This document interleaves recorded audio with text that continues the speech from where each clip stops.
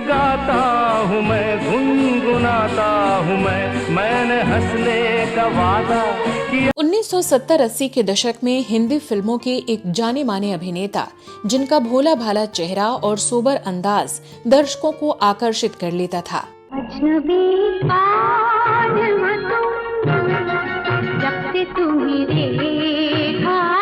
इनकी स्माइल इतनी कातिलाना थी कि लड़कियां उस पर मर मिटती थीं और आंखें इतनी सेंसेशनल थीं कि अभिनेत्रियां भी उसकी गहराई में डूब जाया करती थीं। आपकी आंखों में कुछ महके हुए से। इन्होंने बाल कलाकार के रूप में फिल्मों में शानदार काम किया और बड़े होने पर एक बहुत बड़े टैलेंट हंट कॉन्टेस्ट से बॉलीवुड में धमाकेदार एंट्री की और हिंदी सिनेमा में एक मजबूत पहचान बनाई। इस दुनिया में दौलत बड़ी मुश्किल से किसी के नसीब में आती है। जिंदगी में एक ही बार मौका मिलता है और वो गंवा दिया तो फिर दौलत कभी हाथ नहीं आती। लेकिन क्या आप जानते हैं कि ये अपनी फिल्मों से ज्यादा अपनी पर्सनल लाइफ को लेकर अखबारों में छाए रहते थे और इन्हें एक विवादित अभिनेता के तौर पर जाना जाता था। कैसे जीत लेते हैं लोग दिल किसी का, कोई तो सिखा दे हमें। क्या आपको पता है कि इन्होंने अपनी पहली पत्नी को धोखा देकर एक अभिनेत्री से चोरी से दूसरी शादी कर ली, लेकिन फिर वो एक्ट्रेस इन्हें धोखा देकर एक डायरेक्टर के साथ भाग गईं। दिल के टुकड़े टुकड़े करके मुस्कुरा के चल दी। और क्या आप यकीन करेंगे कि इसके बाद भी इन्होंने रेखा जैसी एक्ट्रेस से तीसरी शादी रचा ली, लेकिन जब उन्हें घर लेकर पहुंचे तो इनकी मां ने रेखा का चप्पलों से स्वागत किया और मां के डर से इन्होंने रेखा से रिश्ता तोड़ लिया और फिर आगे चौथी शादी कर ली।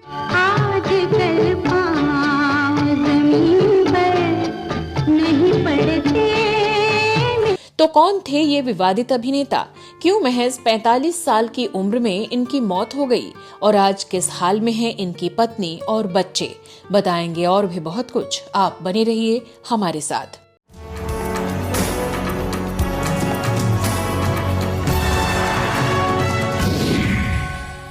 फिर वही रात है ख्वाबों की। नमस्कार दोस्तों, मैं हूं श्वेता जया और आप देख रहे हैं फिल्मी बातें। दोस्तों, आज के अपने शो में हम बात कर रहे हैं 1970-80 के दौर के मशहूर एक्टर विनोद मेहरा की। इनकी फिल्मोग्राफी और पर्सनल लाइफ दोनों पर ही आज होगी विस्तार से बात। मेरी महबूबा वो जान लेने का है क्या इरादा। तो विनोद मेहरा की फिल्मोग्राफी और इनकी निजी जिंदगी से जुड़े कुछ विवादों की चर्चा करें उससे पहले चलिए जानते हैं कौन थे विनोद मेहरा और फिल्मों में इनका आना कैसे हुआ था। आदमी की अच्छाई, उसका कैरेक्टर तब पूजा जाता है जब उसके पास रुपया हो। जब रुपया पास न रहे तो आम लोगों की नजर बदल जाती है। विनोद मेहरा का जन्म 13 फरवरी 1945 को पंजाब के अमृतसर में हुआ था। इनके पापा का नाम परमेश्वरी दास मेहरा और मम्मी का नाम कमला मेहरा था। स्वतंत्रता के बाद इनका परिवार अमृतसर से बम्बई आ गया था क्योंकि इनके पिता बम्बई में अपना बिजनेस करना चाहते थे। इनकी बड़ी बहन का नाम शारदा था जो कि एक सह अभिनेत्री के तौर पर कई फिल्मों में नजर आई थी। विनोद ने sacred heart boys high school Santa cruise से अपनी स्कूली शिक्षा पूरी की और बाद में सेंट जेवियर्स कॉलेज मुंबई से स्नातक की उपाधि ली। जैसा कि उनकी दीदी शारदा फिल्मों में सपोर्टिंग एक्ट्रेस हुआ करती थी, तो इन्हें 12 साल की उम्र में फिल्म शारदा में एक चाइल्ड आर्टिस्ट के रूप में काम करने का मौका मिला। बाल कलाकार के रूप में इन्होंने अपने सहज अभिनय से सबका दिल जीत लिया और फिर एक के बाद एक कई फिल्मों में काम किया। तुम मुझे रोक भी सकते हो? हाँ, रोक सकता हूँ। कैसे? अपनी जादू से। लेकिन इसके बावजूद इनका मन कभी अभिनेता बनने का नहीं था। अगर मेरे लफ्जों में वजन नहीं, मेरे लफ्जों की कोई कीमत नहीं, तो फिर आपको मुझे इस फैक्ट्री में मुलाजिम रखने की जरूरत भी क्या है? चंदर, एक फैक्ट्री जो घाटे में चल रही हो, उस फैक्ट्री का नमक खाकर मैं नमक हराम नहीं कहलवाना चाहता। साल 1965 की बात है जब विनोद मेहरा एक प्राइवेट कंपनी में मार्केटिंग की नौकरी कर रहे थे। तभी इनके कुछ दोस्तों ने इन्हें ऑल इंडिया टैलेंट कॉन्टेस्ट में हिस्सा लेने के लिए कहा, जिसमें देश भर से यंगस्टर्स किस्मत आजमा रहे थे। इस कंपटीशन में जीतने वाले के लिए फिल्म से लेकर मॉडलिंग तक की राह आसान हो जाती। ऐसे में अपने कुछ दोस्तों की जिद पर विनोद मेहरा ने भी इस प्रतियोगिता में हिस्सा ले लिया। यहाँ एक से बढ़कर एक डैशिंग, स्मार्ट और हैंडसम नौजवानों के बीच में विनोद मेहरा ने बाजी मारी और फाइनल राउंड तक जा पहुंचे। लेकिन फाइनल में इन्हें दूसरे स्थान से ही संतोष करना पड़ा, क्योंकि इसके विजेता बने थे राजेश खन्ना। क्योंकि दौलत कमाना, अमीर बनना मेरी जिंदगी का ख्वाब है। लेकिन विनोद भी दूसरे नंबर पर रहते हुए रनर अप बने और मैगजीन्स में इनकी खूब खबरें छपी, लेकिन इससे कोई फिल्म नहीं मिल सकी। मुंबई में चर्च गेट एरिया में गिलार्ड नाम का रेस्टोरेंट 50-60 के दशक में स्ट्रगल कर रहे फिल्मी कलाकारों का अड्डा हुआ करता था। वहां फिल्म डायरेक्टर रूप के शौरी अक्सर आया करते थे। वहीं उनकी निगाह विनोद मेहरा पर पड़ी और उन्होंने विनोद मेहरा को अपनी फिल्म में सीधे लीड एक्टर की भूमिका दे दी, क्योंकि उन्होंने विनोद को टैलेंट हंट में भी देखा था। साल 1971 में रिलीज हुई इस फिल्म का नाम था एक थी रीता, जो कि बॉक्स ऑफिस पर सुपरहिट रही और इस फिल्म में इनके अपोजिट एक्ट्रेस तनुजा ने काम किया था। ये शोर है गली गली के वो जवान हो चली। अपनी पहली ही फिल्म से स्टार बने विनोद मेहरा ने तमाम स्थापित अभिनेताओं के बीच अपनी एक अलग और सौम्य जगह बना ली।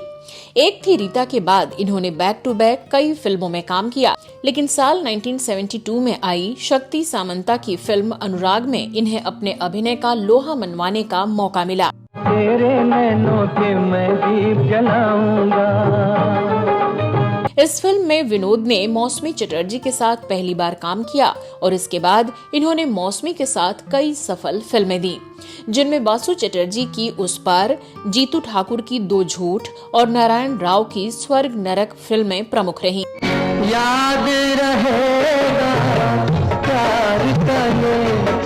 हालांकि ये भी सच है कि विनोद मेहरा हमेशा अंडररेटेड ही रहे और इनकी प्रतिभा के मुताबिक इन्हें काम और शोहरत नहीं मिल सकी। मुख्य अभिनेता के किरदार और अभिनेत्रियों से इश्क लड़ाने के मौके इन्हें ए ग्रेड फिल्मों में कम ही मिले, क्योंकि ए ग्रेड फिल्मों में ज्यादातर डायरेक्टर्स इन्हें को एक्टर की ही भूमिका में रखते थे। जिसके लिए सबको छोड़ा उसी ने मेरे दिल को तोड़ा। उस वक्त मल्टी स्टारर फिल्मों का दौर था और विनोद खन्ना, राजेश खन्ना, संजीव कुमार, धर्मेंद्र, जितेंद्र या अमिताभ बच्चन के रहते हुए इन्हें मुख्य अभिनेता के तौर पर किरदार कम ही मिले। मेरी जिंदगी में भी एक मौका आया था तरक्की करने का, दौलत कमाने का, मगर आज वो खत्म हो गया आपकी वजह से। विनोद मेहरा को कुछ दमदार फिल्में और रोल मिले भी, तो इन फिल्मों में जो लीड एक्टर एक्ट्रेसेस थे वो सारी लोकप्रियता बटोर ले गए।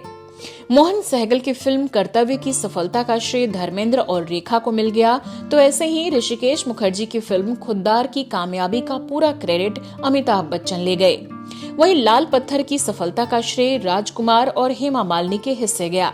ऐसी बचकाना चालों से तुम मेरी आंखों में धूल नहीं झोंक सकते। अगर तुम जिंदा रहना चाहते हो तो जब्त किया हुआ हमारा सारा माल वापस कर दो और वायदा करो हमारे रास्ते में आने की जरूरत नहीं करोगे।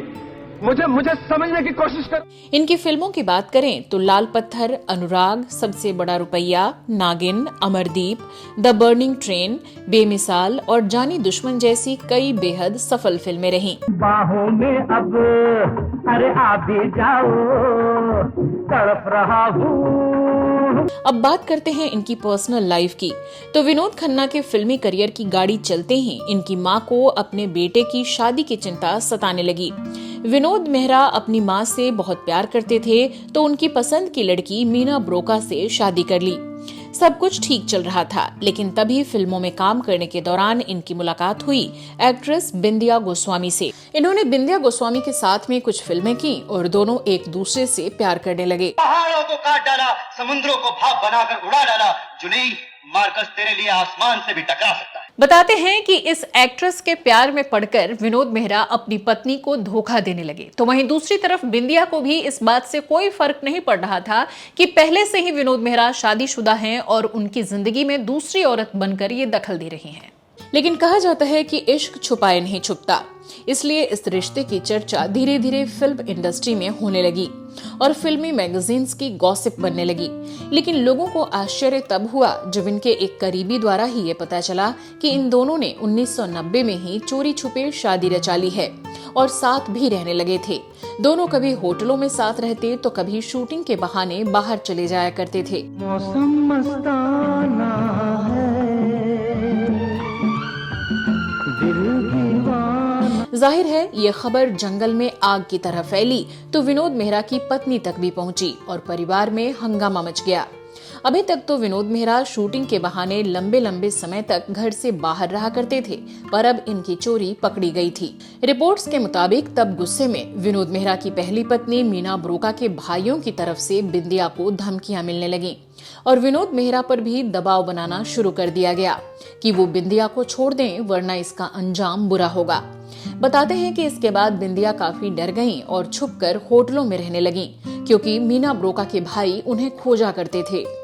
बताते हैं कि इसी दौरान उनकी जिंदगी में कंधा बनकर सामने आए डायरेक्टर जेपी दत्ता और बिंदिया की उनसे नजदीकियां बढ़ने लगीं और वो जेपी को डेट करने लगीं। धीरे धीरे ये खबर विनोद मेहरा तक भी पहुंची तो ये हिल गए क्योंकि इन्हें शायद ऐसा लगता था कि ये अपनी पहली पत्नी को तलाक दे देंगे और बिंदिया गोस्वामी के साथ रहने लगेंगे।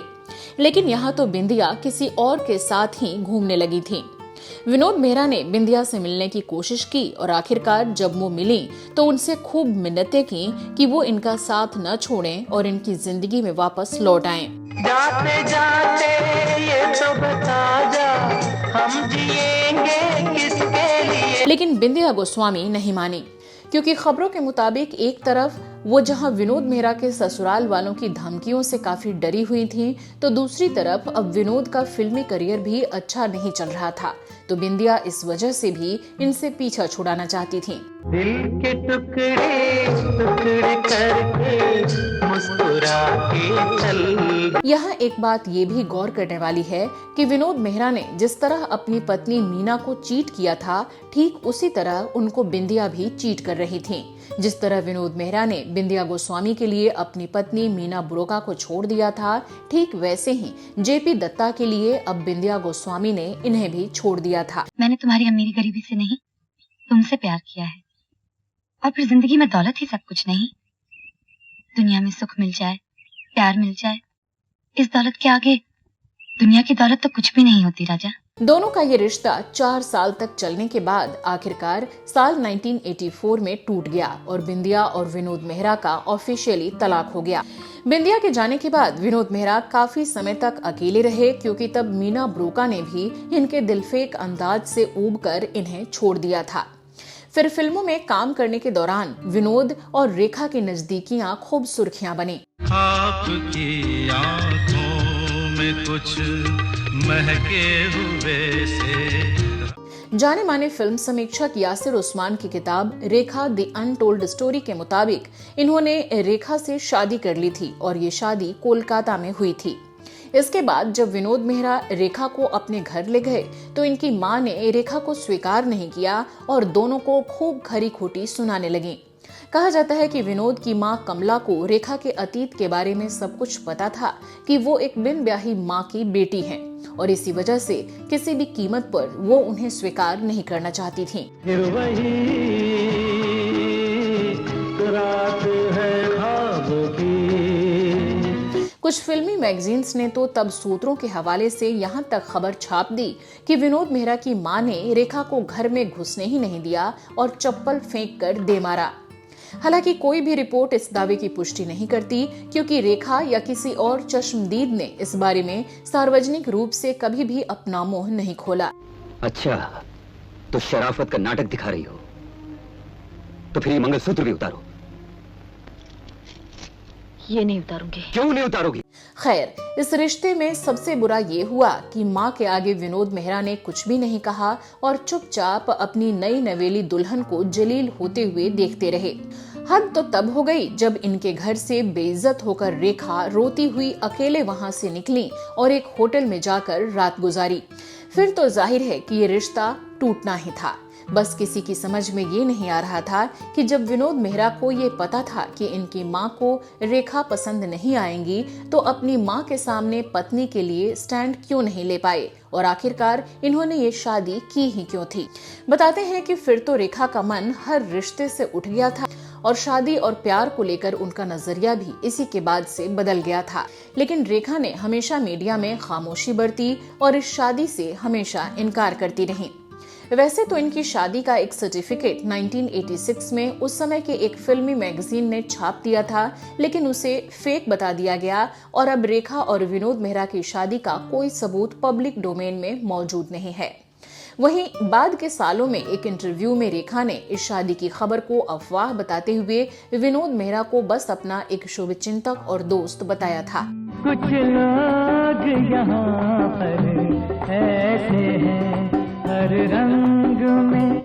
विनोद मेहरा ने साल 1988 में चौथी शादी किरण नाम की एक लड़की से की।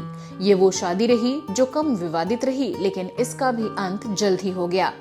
इस शादी से विनोद को एक बेटा रोहन और एक बेटी सोनिया हुए, लेकिन वो अपने बच्चों को बड़ा होते हुए नहीं देख पाए और असमय ही इस दुनिया से चले गए। उनकी मौत से पहले के कुछ सालों में क्या हुआ था, चलिए बताते हैं। एक मरता हुआ आदमी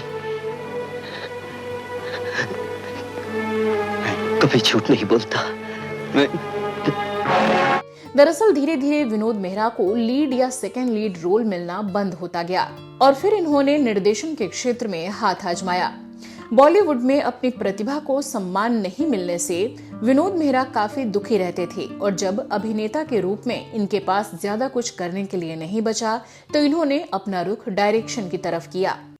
एक बार मैं भी दौलत कमा लूं, फिर देखूंगा दौलत ज्यादा जरूरी है या प्रेम और सुख। इन्होंने ऋषि कपूर, अनिल कपूर और श्रीदेवी को लेकर एक फिल्म गुरुदेव शुरू की।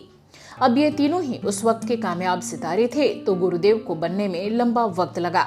कहा जाता है कि इन सितारों ने डेट्स देने में विनोद मेहरा को काफी परेशान किया और इस वजह से ये काफी टेंशन में रहने लगे। फिल्म रिलीज होने से पहले ही विनोद मेहरा को एक दिन हार्ट अटैक आ गया और ये इस दुनिया को छोड़कर चले गए। विनोद की ये असमय मौत महज 45 साल की उम्र में हुई थी। इनकी मौत के बाद प्रतीक्षा, सरफिरा और इंसानियत जैसी कुछ फिल्में रिलीज हुई, लेकिन वो इन फिल्मों की सफलता देखने के लिए इस दुनिया में मौजूद नहीं थे। देखा जाए तो विनोद मेहरा हिंदी सिनेमा में अपनी कोई खास पहचान नहीं बना पाए। एक अभिनेता के रूप में ये हवाओं पे लिख दो हवाओं के नाम जैसे ही रहे। इनके मुख्य फिल्मों की बात करें तो 1977 में आई फिल्म अनुरोध, 1979 की अमरदीप और 1982 की बेमिसाल के लिए इन्हें सर्वश्रेष्ठ सहायक अभिनेता के तौर पर नॉमिनेट तो किया गया, लेकिन कभी कोई अवार्ड नहीं मिल सका। और इस तरह कभी अपनी पर्सनल लाइफ तो कभी अपने अंडररेटेड प्रोफेशनल लाइफ की वजह से ये हमेशा परेशान ही रहे। लेकिन फिर भी हिंदी सिनेमा में इनके योगदान के लिए इन्हें हमेशा ही याद रखा जाएगा। तो आज के अपने शो में फिलहाल के लिए बस इतना ही। विनोद मेहरा की कौन सी फिल्म या कौन सा गाना आपको सबसे ज्यादा पसंद है, कमेंट सेक्शन में लिखकर जरूर बताइएगा। क्या आप भी इन्हें अंडररेटेड एक्टर मानते हैं? इस पर आपकी क्या राय है और इनकी पर्सनल लाइफ के बारे में आप क्या सोचते हैं, ये भी लिख डालिएगा। तो चलिए कुछ और किस्से कहानियों के साथ अगले एपिसोड में आपसे फिर होगी मुलाकात। मुझे दीजिए इजाजत, नमस्कार। मेरी महबूबा वो जान लेने का है क्या इरादा।